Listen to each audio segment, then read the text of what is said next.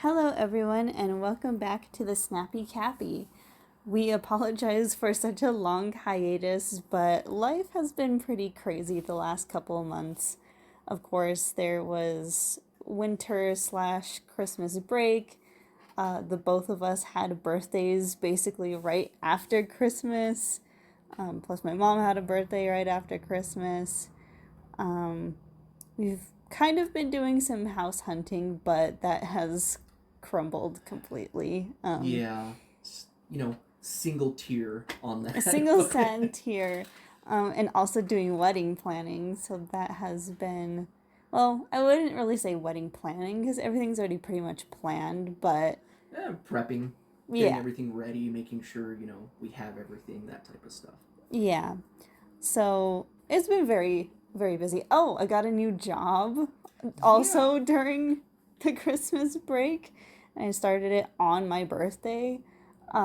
So yeah, just adjusting from being in education for 2 years to moving to a government job, like it's been pretty chaotic. But now everything has kind of like settled down a little bit. Um, so now we can get back into podcasting and doing fun stuff. Yeah, hopefully we can keep up with a more regular schedule for these things, but yeah. Yeah. Anyway, what do we got today? So today we are going to be talking about our 2024 favorites. And we broke it down into a couple of categories, and each of us will talk about three or less of our favorites in each category. So, the first category is favorite video games from last year. Do you want to start or do you want me to start? I could start. I'm actually going to go from a 3 to 1 kind of thing. Okay. I was revisiting Ghost of Tsushima. I just always kind of get that itch to play that game every now and again. It's Mm-hmm. just an open world. You role play as a samurai that was defeated in a war, and you're going around. They kidnapped your uncle, so you're trying to rescue him. You're going through the motions of all these legendary samurais and their stories. So you get to collect a lot of things too. So it's a lot of fun. It's big, but it's very lore rich. Mm-hmm. I need to actually finish playing Ghost of Tsushima because I've started playing it, but I never finished the game. Definitely worth a full playthrough. Yeah, and the game is also super beautiful. So if you're someone that appreciates like Japanese culture and um, kind of world building, that is a game that is amazing for that. And this year, Ghost of Yote is coming out. Yes, super excited. Gonna get that on day one. I'm gonna have to take a week off work.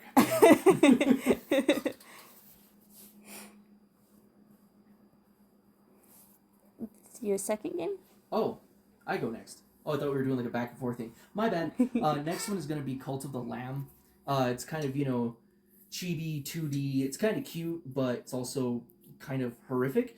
So you are essentially like a lamb, and you start up your own cult based off this one larger deity. uh, kind of have to release them, that type of thing. You have to take care of your cult members. You have to go around fighting different bosses, collecting materials, building your base, certain upgrades for that. It's definitely worth a play if you're into that style of game. It mixes a little bit of hack and slash, almost like the Binding of Isaac Yeah, I was in gonna mini say that. sections. Yeah. Mm-hmm. So I like that game just because it's cool.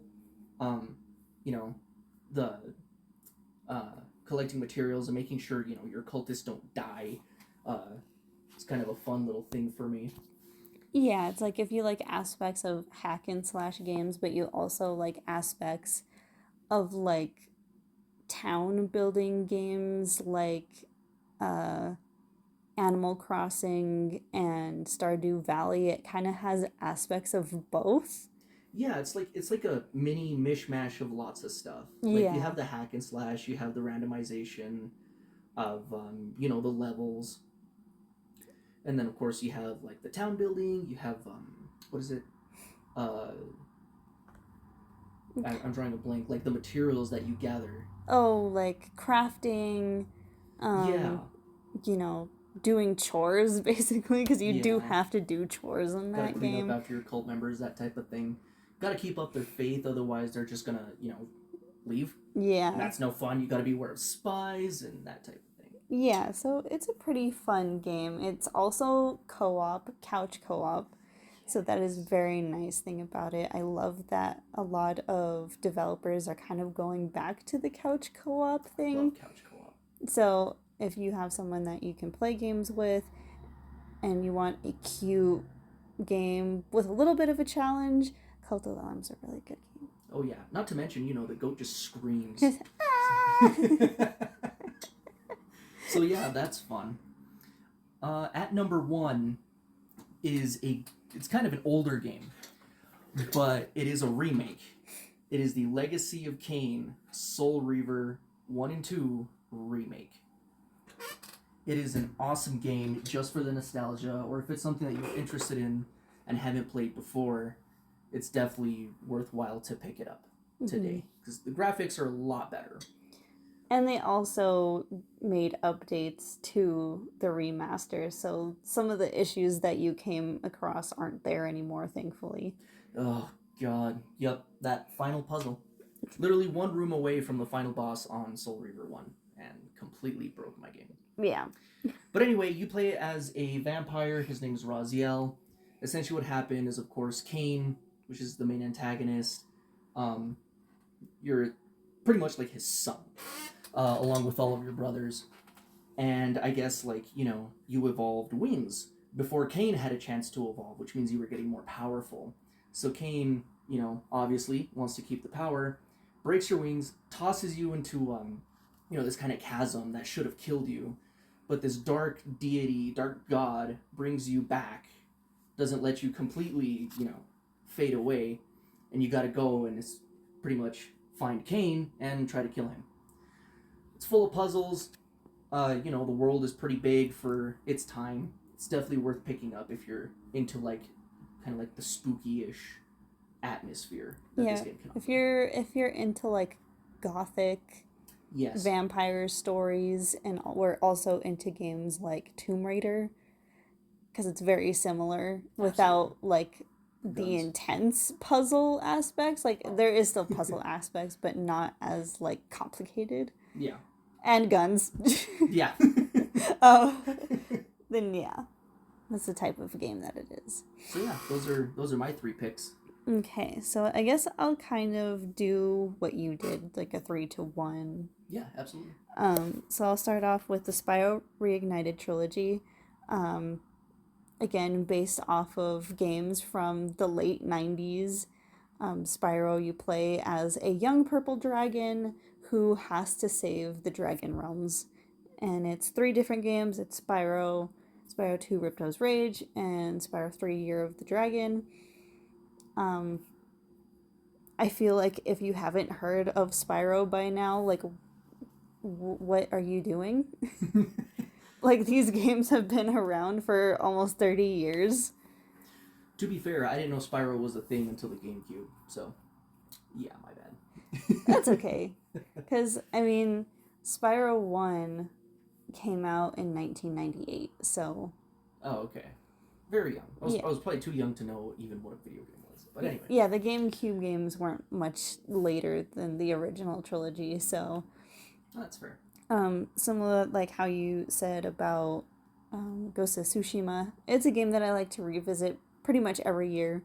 Reminds me of my childhood, and it's just a game that you can't really get bored of because there's so much to do.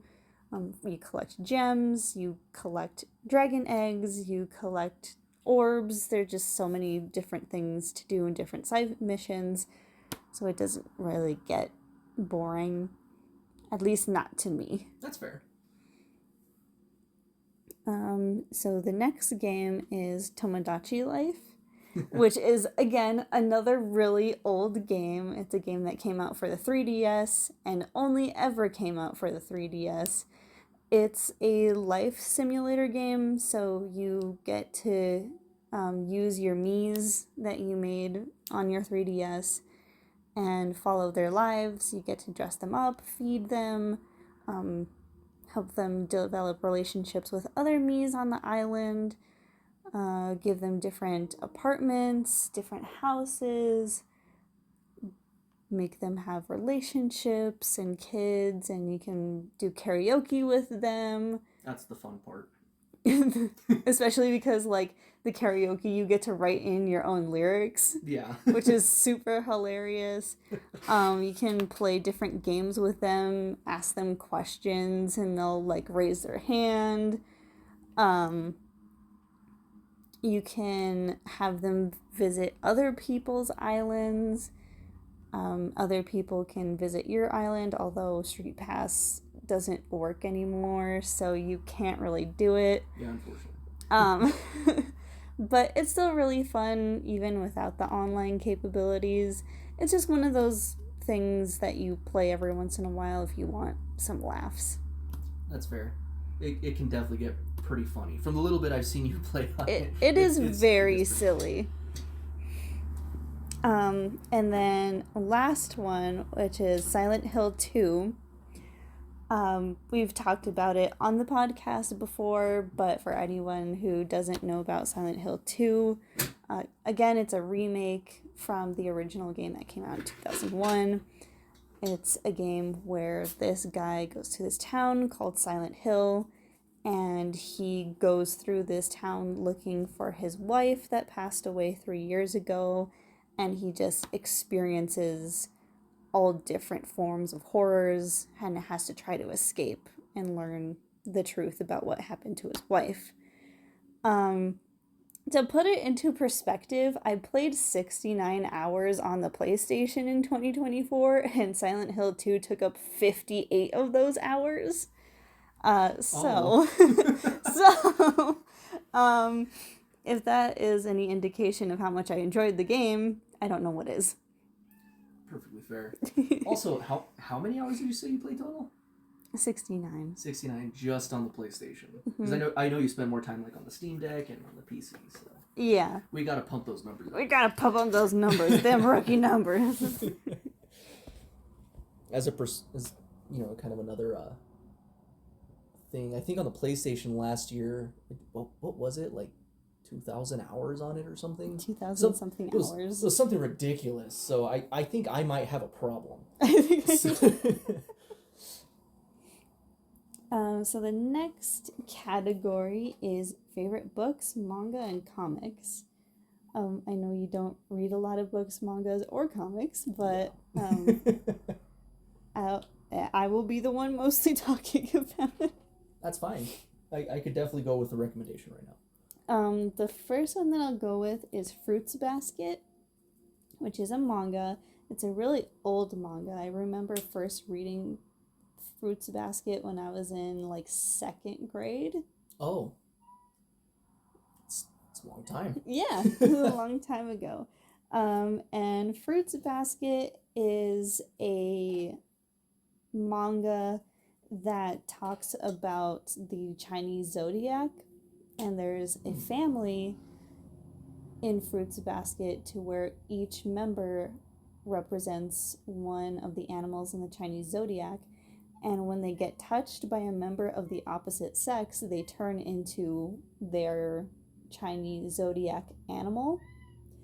But it's very interesting because that family is essentially a cult run by a crazy woman. Okay. And this girl that's homeless kind of just ends up getting involved with the family by chance. And it's a huge drama. But it's a very good manga. And I suggest it to anyone who likes drama, romance-ish books, but also with a little bit of a horror aspect because it does get kind of creepy. Oh, okay. Does it get like gory or anything? It's just kind of creepy.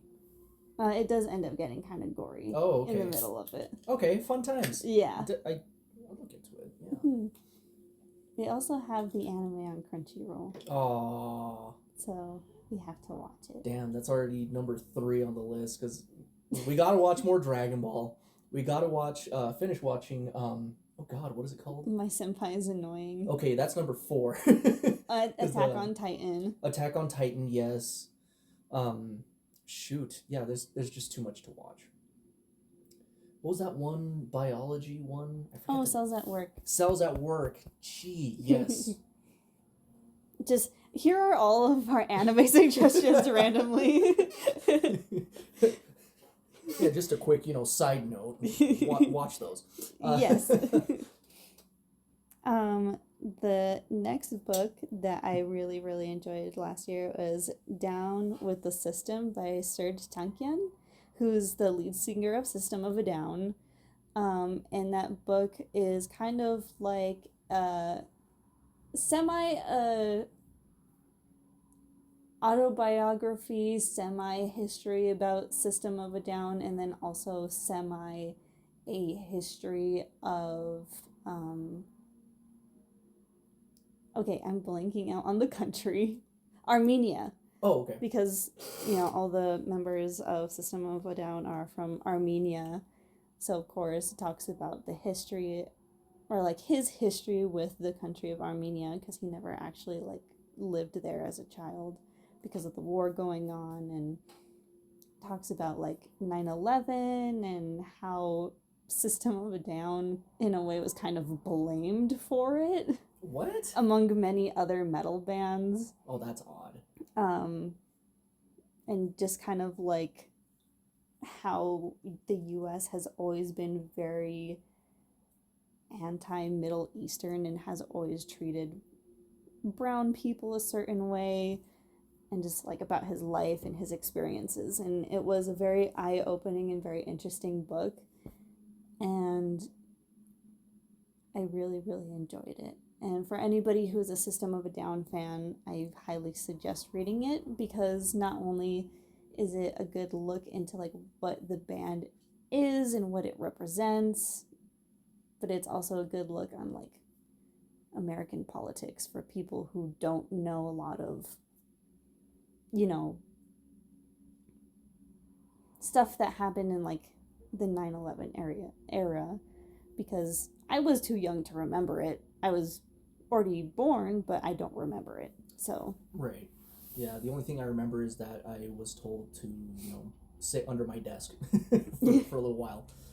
That's about all I can remember. Yeah, I couldn't even. I didn't have a conscience when it happened. So yeah. So yeah, it's a very interesting book, and it has like a lot of information in it. So for people who are interested in all of those things, is a very good book. Highly recommend. What? It's been a week. It's been a week. Yes. And then the third book is A Brief History of the Future by the Starset Society. But if you're a Starset fan, you'll know that the lead singer wrote it, but it's published under quote-unquote the Starset Society. Okay. And it is a continuation of the first book called The Prox Transmissions, and it's basically kind of like an apocalypse type book where, bad people have taken over the world, and this group of people are trying to figure out a way to escape this end time war. And basically what happens is like people from a different planet tried contacting humans currently on Earth, warning them about what's about to happen to try and prevent it. They don't listen, / they don't get the transmission on time, and the entire Earth goes on to, essentially what is World War III and doesn't come out of it. Dang. Yeah. So that's kind of what that book is about. I might give that one a read. That sounds good. It's good, but also like some aspects of the writing are very silly. The person that wrote it really likes the C word, the rooster word. Oh, okay. And really loves talking about roosters. Fun times. So it's like this really serious topic for like two chapters, And then all of a sudden it's like, oh, my rooster is very blah, blah, blah. And it's like, okay. Okay, that's definitely interesting. Yeah. But it's also like, it's not surprising if you ever listened to Downplay or ever like Yeah, that makes sense. actually saw videos from that era of like the lead singer of Starset. The man is a Capricorn. He has to be a little unhinged. Aren't we all? Yes. But... But despite that, like, it is a really good book, but it's just like you can kind of tell that there were some funny decisions made in the middle of writing. Warning. Yeah. Content warning. Content warning.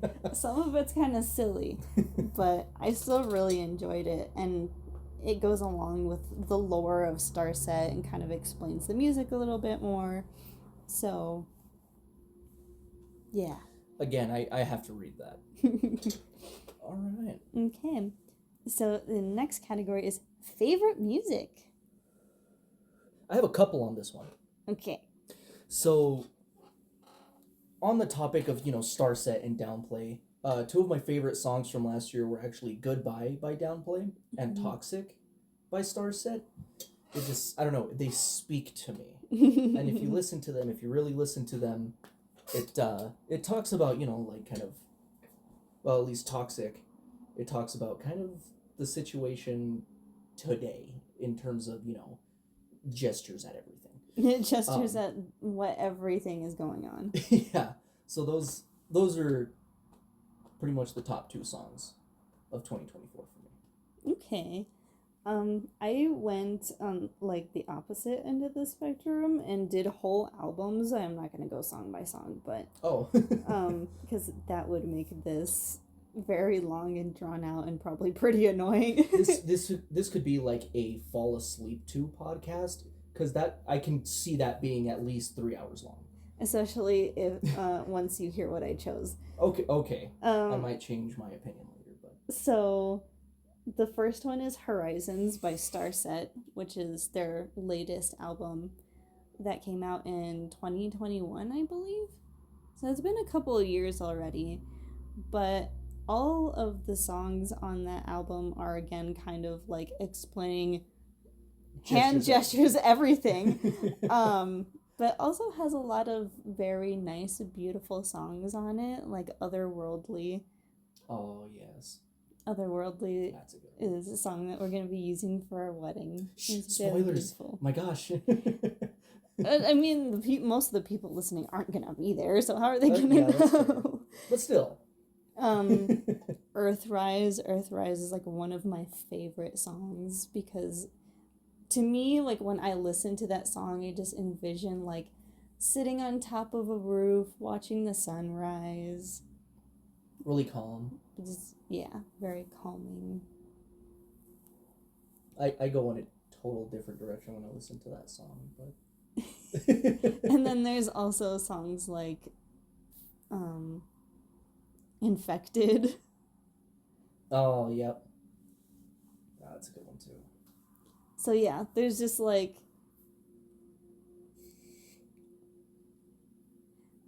a lot of different topics going on in there. And then the next one is the Spyro 2 soundtrack by Stuart Copeland. That's on there because I spent a lot of time listening to that last year at work because it's like something that when I listen to it, it like really calms me down, and I needed something like that at my previous job. Yes, absolutely. Sometimes you just need a good soundtrack from a video game, though. Yeah, it's like something that has no lyrics, that's not going to distract you, but also like keeps you and it also keeps you focused. I feel like specifically the Legend of Zelda Ocarina of Time soundtrack would kind of be my go-to for that. Oh, okay. Yeah. Especially like Gerudo Valley and stuff. I don't even know if I still say that word correct, if it's Gerudo or Gerudo, but I've heard both. Gerudo sounds like a crime, so I'm saying it's Gerudo. Okay. We both agree on that one. If you don't agree, just put it in the comments. Tell us how terrible we are. It does sound terrible. But yeah, it was just like one of those things that I could put on and like focus on work and also like listen to something that makes me happy that isn't gonna make me stab someone's hand with a pencil. Fair. That happens quite a lot. At least you know the urge to do that. Yes. Please don't stab people with pencils. Please don't actually stab someone with a pencil. And then my last one is the album Death of Peace of Mind by Bad Omens. That's a good one too. It's very good. It's a very good album. At first I gave like newer bands a lot of crap. But I'm like, okay, you kind of have to be progressive at some point. Don't be a Metallica fan. Listen to something different for once, please. For the love of God.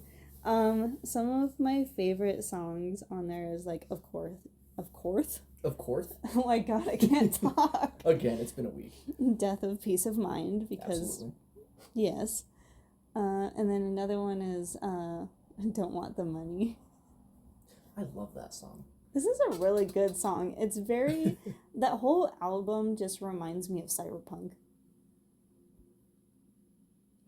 Yeah, I can see it. You know what? Now I have to play Cyberpunk with that album just in the background. It's just on a loop. Yeah. Yeah, like it just is very cyberpunk to me, so that's why I really like it. Awesome. Mm-hmm. Awesome. Yeah. And the next one is favorite products. Ooh, favorite products. Let's go. Do you want to start this one, or do you want me to start this one? If you would like to start. I can start. Okay. Product number 1, I would say, is going to be the Razer Tartarus V2. Mm-hmm. It is a gamepad for your PC.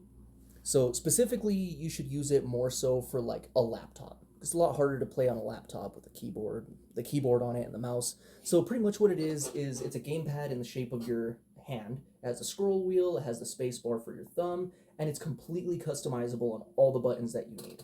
So really good for first-person shooters, very good if you have to swap out weapons rather quickly. Just an all-round solid gamepad. It is very expensive though, so a lot of people might not be able to, number one, afford it or even consider it for the price. Closer to $180, I believe. Mm-hmm. So yes, but it is still a very good gamepad. Also, very important warning to give people. That's for someone that has a massive hand. Because, for example, like if I try putting my hand on that thing, I can't reach like the 2 top rows of keys. Yes, it does come with 2 lengths to it, so you can shorten it a little bit. It's not by much, but it could possibly help. Yeah. But yes, definitely, thank you. It is definitely for people with larger hands. Mm-hmm. The next one on my list is going to be the Samsung Galaxy Tab S9 FE. Mouthful, but I really like this tablet. It does everything that I need it to do, especially for taking notes for work. I'm just disorganized as it is, so being able to put everything in a folder helps me out a lot, especially with notes. It's not the most powerful thing, so you can't actually like game on it or, draw amazing pictures with it or anything. But it does, all the work that you would require it to do in a lower capacity. Mm-hmm. You can watch videos, you can actually take down notes. So think of more of like that one business student that lives in their tablet, writing down notes and doing all these things. Mm-hmm. So yeah. That's going to be another really good product for me. It's also on the cheaper end because, tablets can run Tablets are very expensive. Yeah. This one is, it's closer to $500. But you see more of the top end, like even iPads, like the iPad minis and stuff, $700-800.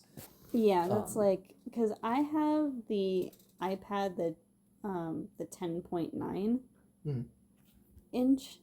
And when I bought it, because I bought it basically right after it released, and it was almost $700. Granted, I did buy it with the Apple Pencil, but still, comparing that versus the Samsung tablet. And the good thing is that this tablet actually comes with the S Pen. Yeah. So it's completely, ready from the get-go. Just to start taking notes, drawing, sketches, that type of thing. It's a nice little hub for everything that you need. Yeah, especially if you're like a complete Samsung user. It's really nice. It'll fit very well with what do they call it? The I want to say life cycle, but that's not. No. That's not what it is. Within the family of Samsung products. Yeah. There's a different word for it. But my next one is actually a 3-in-1. It's going to be the Pixel 9 Pro XL, the Pixel Buds 2 Pro, and the Pixel Watch 3. I absolutely love this phone because when I bought it, they actually gave you a year free of their advanced AI, and it is a lifesaver sometimes. Right now, they do, have the deep research. You can research a multitude of things, and it does it all in just a few minutes. So it's a really nice tool for the phone. Also, I did come to this phone from the Samsung Z Fold series, and that was a bit of a pain. The folding screen's it's just not there yet. Yeah, I know that all too well. Yeah. But I feel like you had worse luck with your phone because you got the 4 originally, and not even like 6 months in, it already started cracking and peeling. It was about, I think, give or take like 7-8 months, something like that. Yeah. And the inner foldable screen, the protective layer started coming off, and when you would open it, it would crack. And close it, you'd hear a popping sound. Like, that's what I mean by crack. But yeah, so it wasn't a very good experience with that phone. I love that phone, but just again, the technology it's isn't really there. Yeah. And then, of course, the Pixel Buds 2 Pro, they mix, again, continuing, but the Pixel Buds 2 Pro actually, they mix very well with the phone. They're pretty much automatic when it comes to connectivity. It's very, very smooth. It's almost like having a little robot that makes noise in your pocket, because if the battery gets low, it gives you a little noise. If you put in the buds correctly, it gives you a noise. If you didn't put them in correctly, it gives you a noise. So it's really cool with its warning signs. And of course, along with the Pixel Watch 3, I actually ended up getting the bigger version, and I like it. It's just really colorful, really pretty. It's easy to read, super smooth, and again, it just fits very well with my phone, my earbuds, and also it comes with 6 months free of Fitbit Premium. So that's a lot of fun. It's really good at tracking your sleep, how many steps you take in a day, any type of exercise. I think you can even customize exercises on it. That's cool. Yeah. So all in all, I really love these 3 products. They were some of the best products I've gotten in 2024. Nice. So the first thing I'm going to start with is the Steam Deck. I didn't get the Steam Deck last year. I believe I got it the year before, in 23. I believe so. And in 23, I didn't use it very much. I mostly used it for Spyro Reignited Trilogy. So last year I decided to expand my horizons a little bit more and use it a bit more, especially because I'm not always in a situation where I can just like sit down at home and play a game. My bad. Because we're both gamers and I hog things. I know. I'm sorry. I'm bad. It's okay. And also just to kind of like expand our PC library a little bit more. Especially because PC you can get both PlayStation games and you can get Xbox games plus more indie games, which is really nice. So I started using the Steam Deck more. I think I mostly played No Man's Sky on the Steam Deck last year, which was crazy because it runs just as good as it does on the PlayStation, minus the like loading areas, like when you're traveling between galaxies and stuff like that. But to me, that's not that big of a deal. But yeah, the Steam Deck runs beautifully. I wish that the battery life was better because it is really, really bad. And that's one of those things when it comes to like actual PC gaming, because it's a mini PC. Yeah, it's not gonna last very long. Yeah, the battery life is just gonna be abysmal. Yeah. But I love the Steam Deck so far, and I'm hoping to expand the storage soon so we can add more games to it and have more fun, because there are a few games that are coming out this year that I want to get on the Steam Deck because we can't get them on the PlayStation. Fair. So I think this year is going to be another good year for the Steam Deck. Oh my gosh, Fable. Yeah, and Fable. Oh man. So yeah, if you're someone who's like constantly on the go, or like you have a job that isn't very busy and they kind of let you use a Steam Deck or your phone or a tablet, whatever, I think it's a really good thing to have, because, you know, it sucks being bored. Absolutely. You know, it's going to be a pretty laxed workplace if they allow you to take a whole Steam Deck. But in the event that you have that opportunity, Steam Deck is a great product. Yeah. Or even, like, again, you don't want to buy an Xbox or a PlayStation, or you can't afford to buy a full-on PC, it's a good alternative. Oh, absolutely. I agree with that. So my second item is the iPod Nano. Oh my gosh. Retro. So at retro. This point, right? Yes, so retro. I decided to buy an iPod Nano because with everything going on with Spotify, with them increasing their prices, with them reducing how many quality hours that you get and reducing services, I decided I'm tired of not owning my music and using a stupid streaming service, so I'm gonna get an iPod. And I can say nothing but positive things about having an iPod. It does suck because it's retro and it's very hard to find replacement parts if you ever need them. But I am someone who takes too much care of things, and I think it's going to last for a really long time. And again, it's great because no ads, no commercials. Your quality of music isn't going to go down because you listen to 100 hours in less than a week. You know, that's impressive. Your shuffle is gonna be whatever you have, not whatever some AI thinks you might want to listen to. Trust me, the amount of times where I was on shuffle on Spotify and Taylor Swift showed up was astounding, because I had never ever listened to. Never even showed an interest in that music. Yeah, and then it's like, oh, you're listening to Slipknot? We think you might like Snoop Dogg. No, that's a bad example. We think you like Kanye. Like, what? No. Snoop Dogg has some good songs. Yeah. But, yeah. So, yeah. iPod, very good. It may not be the easiest thing if your vehicle doesn't have an aux thing, because I know most modern cars don't. But, yeah. There's definitely ways you can get around that. But yeah, and it's still not the easiest thing, but... And you don't have to get an iPod if that's something that you're interested in doing. Like, they have modern Bluetooth MP3 players nowadays. Get a Zune. Get a Zune?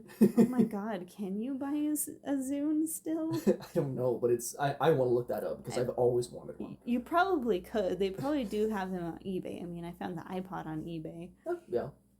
But yeah, also same thing. It was kind of like a childhood want that I never got to have because my family couldn't afford one. So I was like, I'm going to buy one.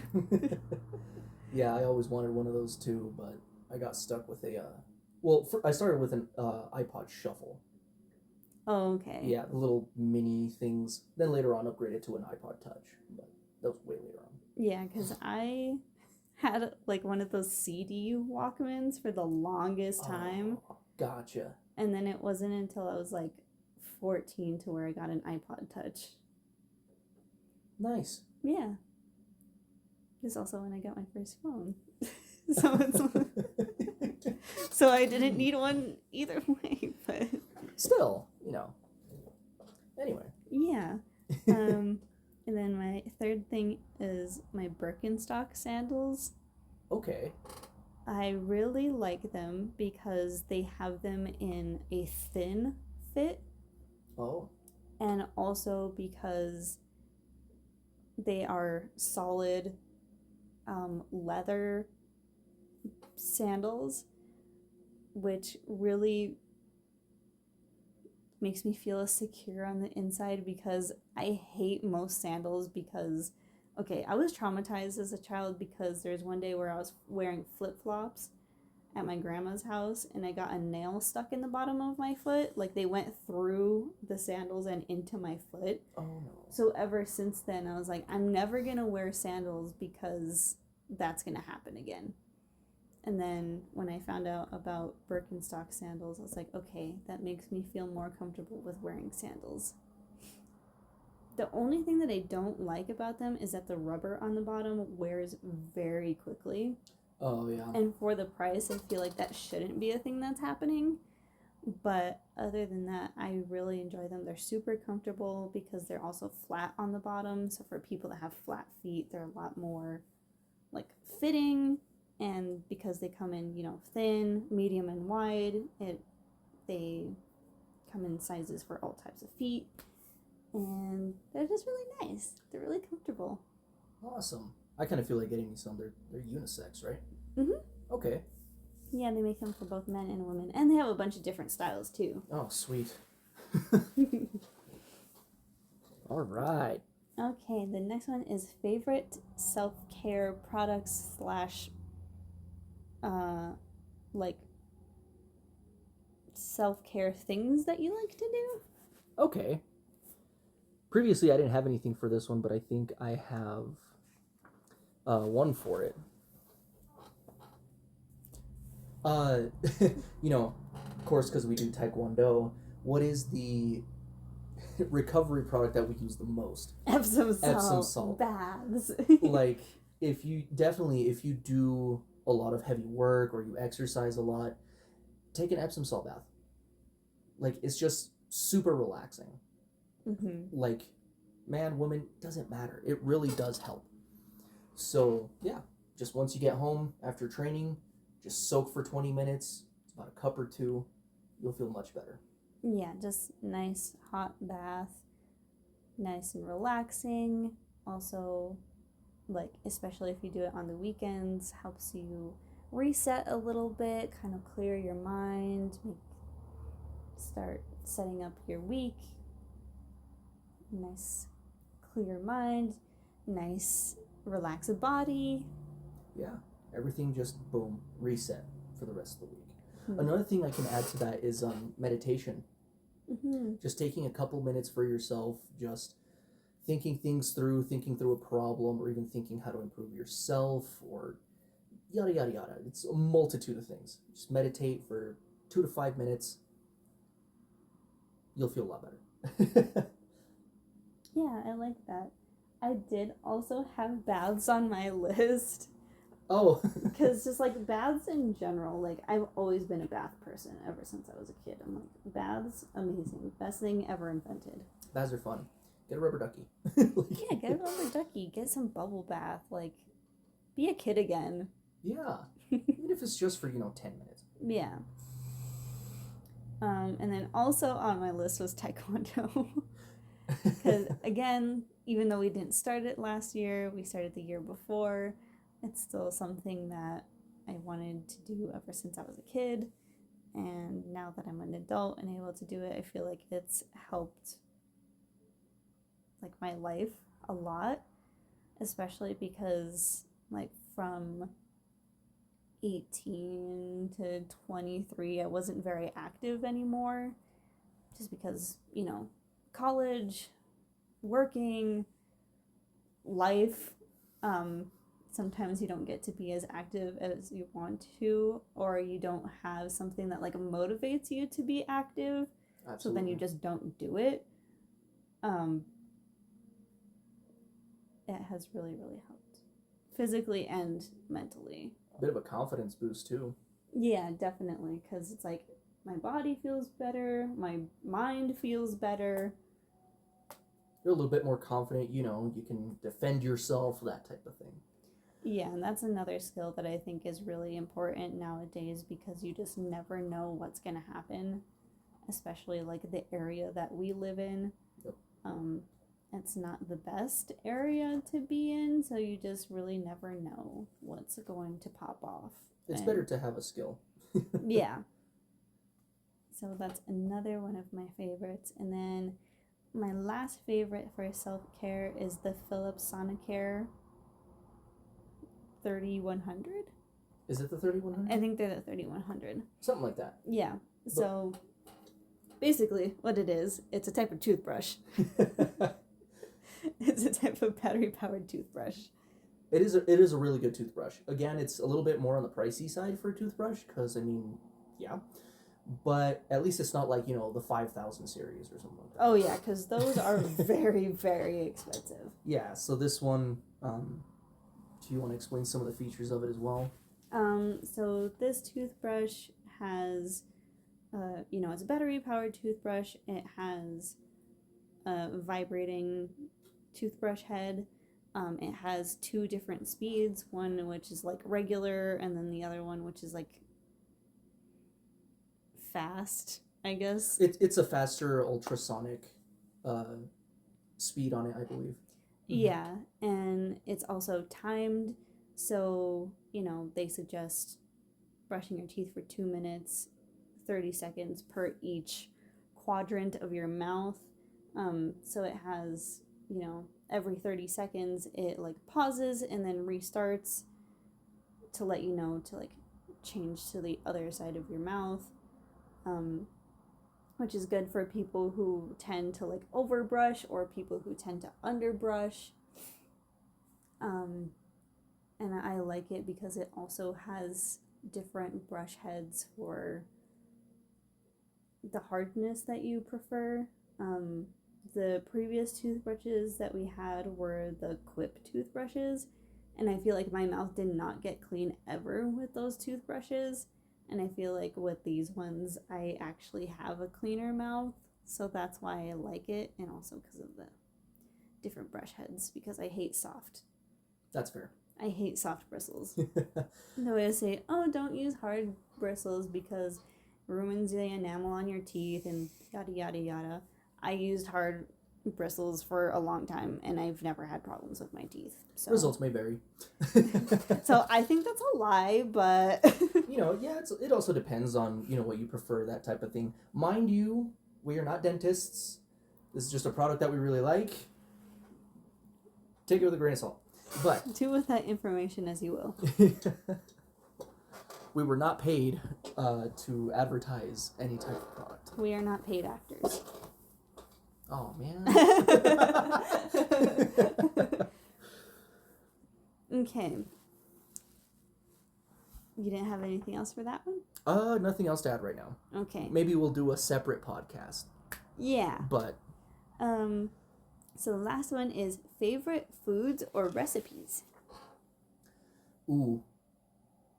Definitely last year I have gotten an appetite for sushi. Yeah, it makes me so excited. I love it. I can't really eat, of course I can't really eat fish. Yeah. But I get, California rolls, they have crab, cucumber, that type of thing, which is something that I can eat. Of course, love the avocado rolls. Mm-hmm. All of it. That's just amazing. Some more like veggie type rolls, which isn't a bad thing because those are very delicious also. Oh yeah, gotta get your veggies in. Mm-hmm. Some of my favorites from last year was I tried japchae for the first time last year. What was that word? Japchae. Japchae? It's the Korean noodle dish with the glass noodles and the veggies and beef. Oh, okay. Yeah. So Gotcha. that's very, very yummy. The only thing that I don't like about it is the mushrooms. But that's just because I've never liked mushrooms. That's okay, you can give them to me. Mushrooms are stinky.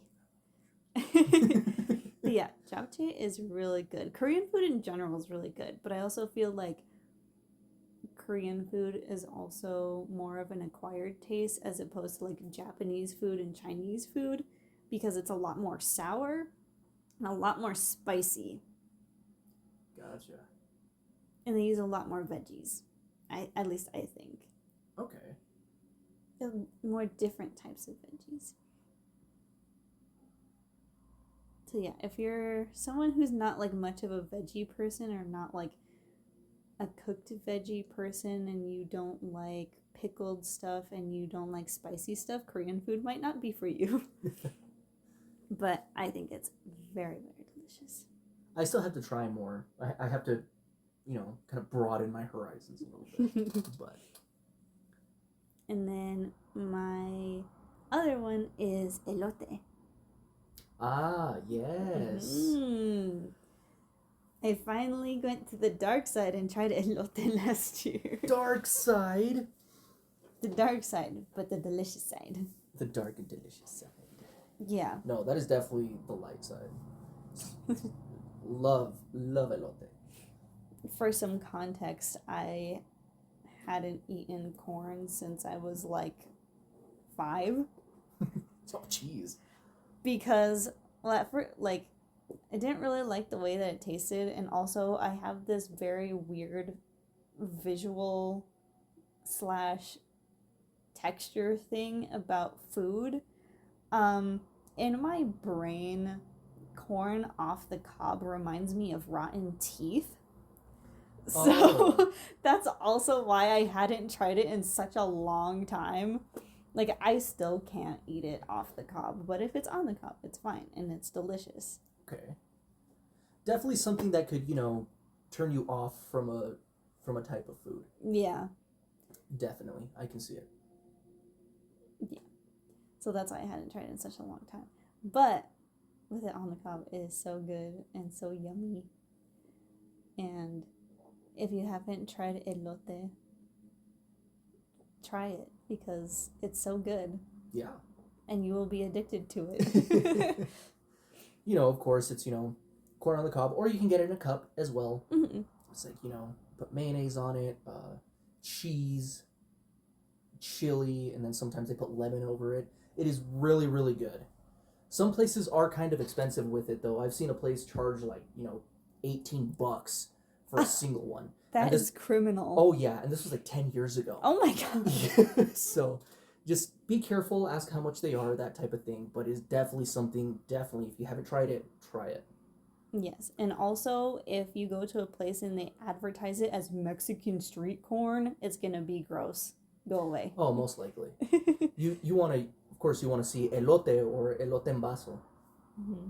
You're gonna get the good stuff. Yeah. But yeah, or just go visit a Mexican neighbor. They'll make it for you. It's freaking delicious. Anyway. So that is the end of our 2024 favorites. I hope that you shared some of our favorites, and if you haven't tried any of our favorites, I highly suggest you do, because we wouldn't lie to you, I promise. We wouldn't lie to you, but we also know everybody has a different type of palate. So if you do try anything, if you haven't already, let us know how you like it. Yeah, let us know if you like it, or if you absolutely hate it, just, drop us a review and we'll, I don't know. Not read it. Yeah, what? We'll read it. I promise. But, yeah, anything else to add? Last little thing to add, at the end of the video, we have some super cool cards to show you. They are made by somebody that we have talked a lot about on the podcast, which is Immortal Create. Yes, absolutely. So if you are into nerdy gifts that are handmade, or you're interested in getting some business cards or getting certain things engraved and specialized, highly suggest checking them out. They'll be in the description below, and at the end of the video there'll be some videos of the cards that we have to show you. Absolutely. Please check out Immortal Create. Like, since the last video to today, there have been some updates, so they have a few more products. I would highly recommend checking it out. Very reasonable. It's super cool. So please check them out. Yeah. We hope you enjoyed this podcast, and we will see you in the next one. Bye.